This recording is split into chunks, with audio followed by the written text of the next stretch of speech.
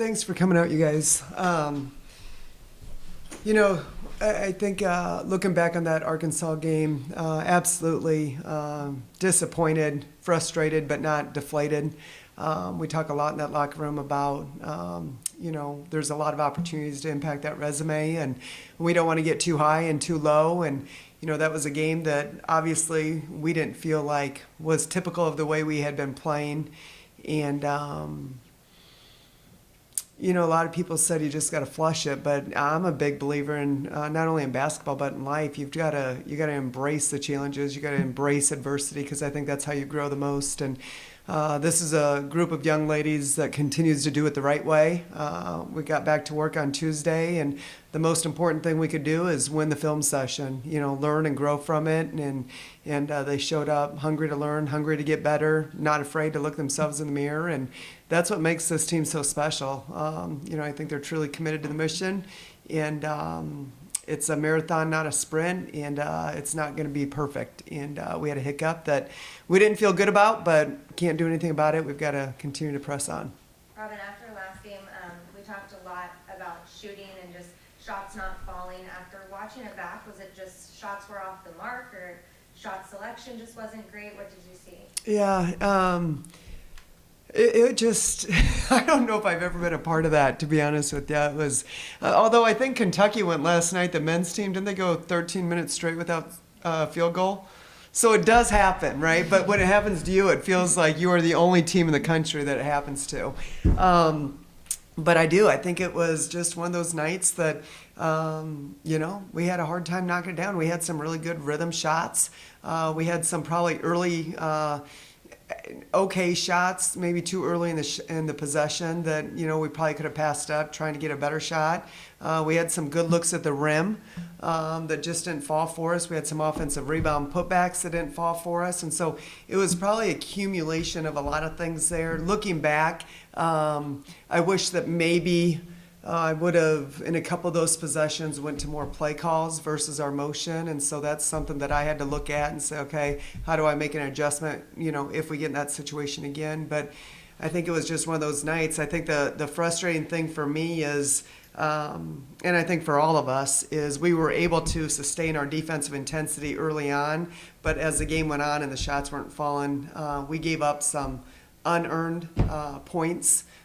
That this team has really been a gritty team all year long, and usually I feel like we're making teams earn points, and we just had some miscommunications where we weren't connected and allowed some opportunities for them that, at the end of the day, scoring in the SEC is really hard. It's not a free-flowing league. It's a very physical, athletic league that muddies it up, that it's a grind night in and night out, and you've got to find a way to just be able to maintain that defensive intensity regardless of what's happening on the offensive end.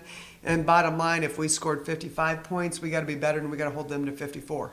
And we didn't do that. And again, an opportunity to learn and grow and get better from it. Caitlin, when you look at the first three games of the SEC play before Arkansas, I know you felt like you were just kind of finding a groove offensively, but also defensively too. But just where's your game at right now, and how confident do you feel as you kind of get a feel with this team and kind of lineups you can work with? Yeah, before SEC started, I had a real talk conversation with Coach, and she challenged me to step up and play up to my potential. So I felt like my teammates deserved that, and I also deserved to play how I know I could play. So I just brought everything that the team needed. And where can you still go from here? Obviously, we've seen the potential. I think is the Auburn game and the Alabama game where we just kind of see like there's a scoring, in the defense too. But where can you still take your game from here? I'm not too much into the points or steals or anything like that. Just whatever the team is missing and that we need to help, that we need to use to win the game. I'll definitely try my hardest to get that, whether that's offense or defense. I'll insert myself here. She's got such an incredibly high ceiling. It's and the fun thing about KG's game is that she can impact on both sides of the ball. And so if the shot's not falling, she's still, her play calling, her ability to get her teammates involved offensively. Defensively, I think a lot of what she does doesn't show up in box scores, but just her length, her understanding of the game. Just a really, really elite high-level player that is about as unselfish as they come. amazing heart posture, and I think everybody just has so much respect and admiration for the way she carries herself. For both Caitlin and Sarah, you guys came off the bench in games this year so far. Just what do you think kind of your role is in that spot, especially in games like last game where you guys aren't really getting in a groove early? I think it's important, obviously, like we have our starters set the tone, and I think it's important for us sort of coming off that bench that we like continue that flow and even more so like bring like another spark.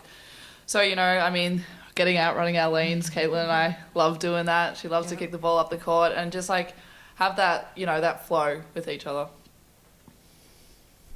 Sarah, and Noah, I think it was the Alabama game where you started like 4 for 4 from the field. I mean, coming off the bench and kind of being that player, you can do it offensively, but where's your confidence at offensively now, especially we've seen you be able player that can stretch the floor but also play inside at the perimeter and drive too?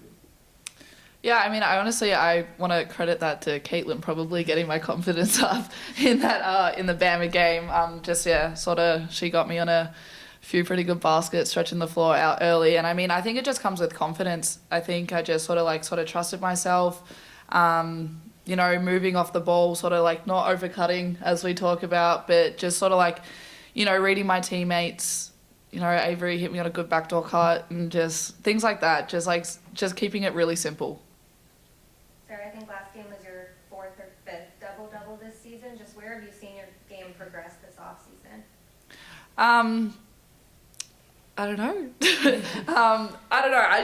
I feel like I've just sort of like grown with my confidence. I feel like I've always like known that I've had the potential, but seriously just starting to trust myself and knowing that like my teammates and coaches have that trust in me too. And, you know, just doing whatever it is that my teammates need me. I mean, like, Coach and I had a conversation the other day about like how like I find rebounding fun. You know, like some people would be like, oh, like it's, you know, like it's tiring to like go down and like, you know, jump off for that ball, but I think it's fun. And so if I can keep doing that and keep pulling them down like to get extra possessions for my team, then I'll do that. Keelan, well, I know there have been times, especially coming off the bench, where you're also running with Avery and Ashton on the same unit. So what's that like for you, and what's it like kind of playing with seeing those two kind of come in their own and kind of find their spot, especially when you can do so many different things with their speed and their lane? I always think it's fun. You know, I've been in the college game for 5 years now, and just to see their confidence as freshmen is amazing. Just to sit back and watch them go out and just play like how they always played from day one is admiring, because I never had that confidence as a freshman. So I'm proud of them, and I love seeing it. Robin, for you, after last game, we heard Haley just say that you guys have bounced back pretty well after the previous losses. Just where did you see the team come in after Arkansas, like mentally? Yeah, I think disappointed, and rightfully so. You know, I mean, their ability to look in the mirror and just own what we needed to own, we all did collectively, and I think that's probably good. I mean, you know, when you really care about something, you're invested, it's going to hurt a little bit. And so I thought that was okay, but it was a focused film session, and, you know, just talked about areas we got to be better at, and we have the ability to be better at. And again, I don't know what that looks like for the outcome of the game, the scoreboard, but I know we'd feel a heck of a lot better about our effort.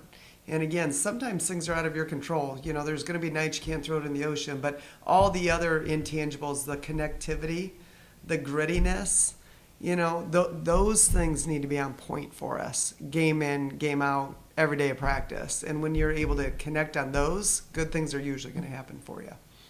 Robin, you mentioned a little bit earlier about the motion offense versus calling a set play, but how have you kind of learned over the course of your career when to do one or the other, and when to kind of put the trust in the teams, like, hey, it's working, let it work, or it's like we need to have something more set?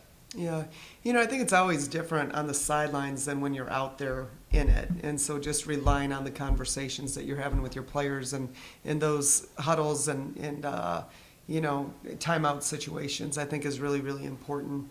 And I think some nights the motion's a really hard offense.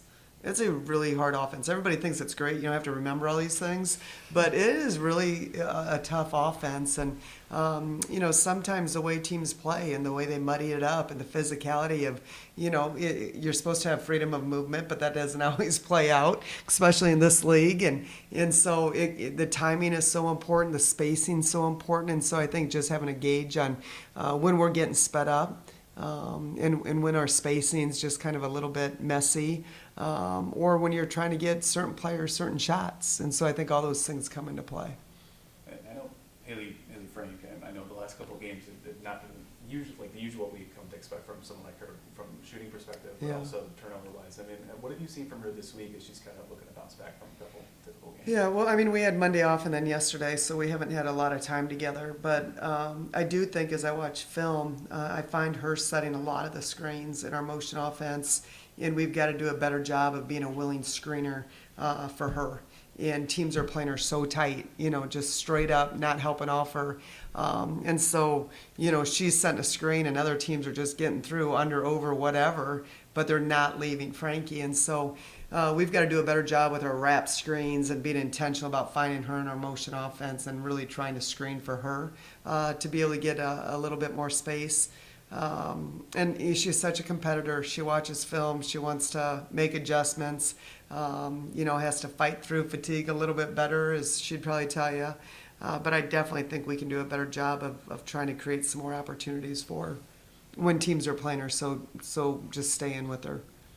You mentioned you guys had a few days off. Just what have you seen so far digging into LSU? Just what's some of the challenges you guys might face? They're really good. I mean, Kim's a great coach. LSU is a great program. They added 4, I think, transfers to their roster. I think Angel Reese has a chance to be National Player of the Year, and there's some really good players out there. I mean, she's really elite and surrounded by some other really, really special players. So we know we're going to have our hands full, and we're going to come in locked in. Rebounding is going to be a big point of emphasis for us, and we'll just try a couple things and try and basically we've got to control what we can control, and that's our grittiness, that's our toughness, that's our resiliency, and we've got to play harder than what we played against Arkansas. I don't know what that looks like for the scoreboard. I think that's why you play the game. You don't choose a winner or a loser based on records. We're not in a series with them. It's just one game, one opportunity, and we're playing on our home court.